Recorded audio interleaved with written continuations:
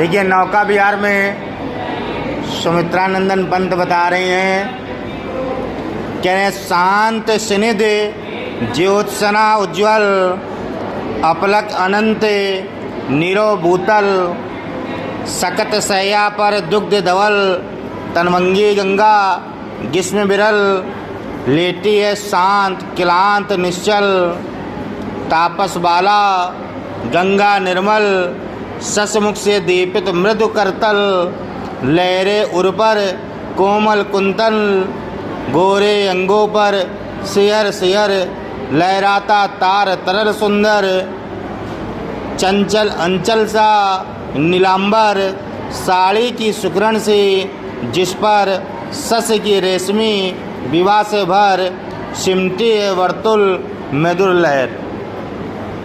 इसका प्रसंग क्या लिखेंगे? इसमें कहेंगे कवि ने नौका विहार और संध्या के गंगा तट का वर्णन किया है। संध्या के गंगा तट के सौंदर्य का वर्णन किया है कि वहाँ का वातावरण कैसा है। व्याख्या क्या कह रही है? शांत वातावरण है। स्नित ज्योत्सना उज्ज्वल, स्नित एकदम शांत निर्मल उज्ज्वल प्रकाश से भरा हुआ। ज्योत्सना माने भी होता है ज्योत्स यानी प्रकाश, और उज्ज्वल माने प्रकाश से भरा हुआ।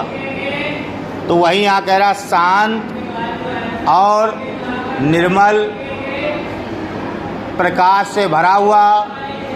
अपलक अनंत नीरव भूतल, अनंत तारागण आकमान से धरा की नीरवता को देख रहे हैं। कहने का मतलब है जो वातावरण है वो शांत है, निर्मल है, प्रकाश से भरा हुआ है। आसमान में निकले हुए अनंत तारागण पृथ्वी की नीरवता को देख रहे हैं। सकत सैया पर दुग्ध धवल, सकत सैया, सैया का मतलब चारपाई होती ना सोने वाली, सैया खाट। तो वह कह रहा है सकत सैया पर दुग्ध धवल, दूध वाली, दूध माने दूध, दूध कैसा होता है? श्वेत सफ़ेद लहर वाली, धवल माने लहर, सफ़ेद लहर वाली सैया सो रही है। तनवंगी गंगा ग्रीष्म विरल, तनवंगी गंगा पवित्र शांत गंगा, गंगा में लहर होता है ना। तनवंगी गंगा ग्रीष्म विरल, ग्रीष्म माने गर्मी। अब वहाँ गर्मी कैसे होगी? गर्म कैसे होगी? तो गर्म होती है रेत, बालू, बालू गर्म होती है ना, रेत। बालू तो होता है गंगा में, मोरंग तो होती नहीं है। मोरंग कहाँ होता है? नहीं पता, चलो आगे बताएंगे। अभी आता है बालू, पढ़ते हैं पहले। बालू कहाँ है? गंगा में। तो कहने का मतलब ये है ग्रीष्म में बालू में या रेत में ऐसा लग रहा है जैसे वो लहरदार गंगा शांत अवस्था में विराम कर रही हो, सो रही हो। यही तो कह रहा है। सकत सैया पर दुग्ध धवल तनवंगी गंगा ग्रीष्म विरल लेटी है क्लास शांत क्लांत निश्चल। जो वो गंगा है, जो जिसकी जो रंग है उसका वो श्वेत रंग का है, लेकिन वह रेत पर इस प्रकार से लेटी हुई है, इस प्रकार से लग रहा है जैसे वो शांत हो, निश्चल हो, किसी प्रकार का उसे कष्ट ना हो। कह रहे हैं गंगा को नारी मानकर आगे बता रहे हैं। तापस बाला गंगा निर्मल ससमुख से दीपित मृदु कलतल। जो वो तापस बाला गंगा निर्मल, जो बालू के तप पर लेटी हो गंगा निर्मल है, उसमें किसी प्रकार का द्वेष या किसी प्रकार का कटाक्ष नहीं है, गंदगी नहीं है, निर्मल है, स्वच्छ है। और ससमुख से दीपित मृदु करतल, उसका जो चेहरा है वो चंद्रमा की भांति सुंदर प्रतीत हो रहा है। ससमुख से, ससमुख जैसा शशि चंद्रमा का मुख होता है, दीपित मृदु करतल, उसका शरीर और चेहरा भी मृदु माने मुलायम होता है, करतल सारी क्रियाकलाप, यानी उसका शरीर और चेहरा भी उसी के भांति श्वेत और अच्छा दिख रहा है। आगे क्या कह रहे? लहरे उर पर कोमल कुंतल, लहरे उर पर कोमल कुंतर। और जो लहर है, लहर उसमें जो गंगा में लहर आ रही है, उस लहरता से उसके जो शरीर है, कोमल शरीर है, वो कुंतल, कुंतल का मतलब है पीलापन सा होना चाहिए। और यहाँ पर पीलापन, श्वेतपन कैसे मिल रहा है? कुंतल माने कुंडल नहीं, कोमल कुंतर, वह उनके शरीर की कोमलता को प्रकाशमय कर रहे हैं, शरीर को प्रकाशित कर रहे हैं। अब प्रकाशित कैसा होगा? आप स्थिर रहो और एकदम से आप ऐसे लहर मार दो तो अचानक कोई किधर भी देख रहा हो, लेकिन दृष्टि आपके अंदर हो जाएगी, आप उसके नज़र में आ जाएंगे। जैसे यहाँ बैठे हो, कोई अचानक गिर जाए तो वो सडनली नज़र में आ जाएगा, क्या हो गया।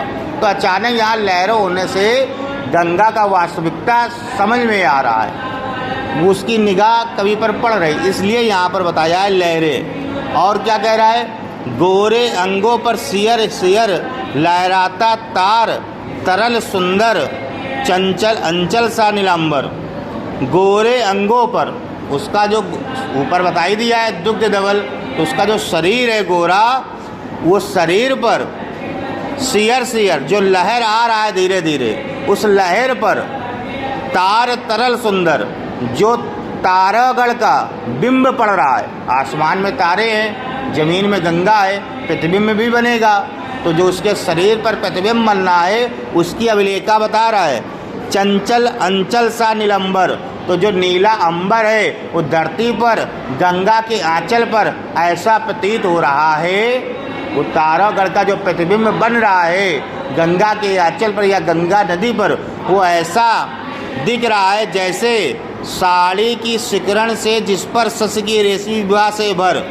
कि साड़ी में देखो लहर आ रहा है, उसमें प्रतिबिंब बन रहा है, तो ऐसा लग रहा है जैसे सिकड़ी हुई साड़ी में बहुत से तारागढ़ जड़ित हों। जो हम लोग नहीं, स्टार, साड़ियों में बहुत सारे स्टार लगे रहते हैं, सुंदर लगता है, ऐसे सुंदरता की यहाँ व्याख्या बता रहा है। ऐसा लग रहा है जैसे ये गंगा रेशमी साड़ी को धारण किए हुए हो और उस साड़ी पर सिकड़न पड़ गई हो, यानी जो प्लेटें बनाई जाती है, उसको कहते हैं प्लेटें बना लेना, वो प्लेटें बन गई हो।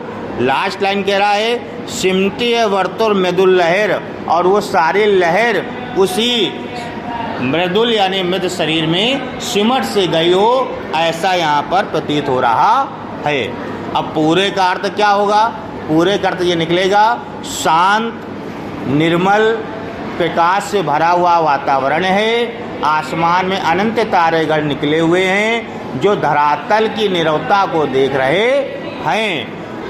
ऐसा लग रहा है जैसे लहरदार शांत श्वेत रंग की गंगा बड़े ही शांत और निश्चल प्रभाव से रेत पर लेटी हुई है या सो रही है।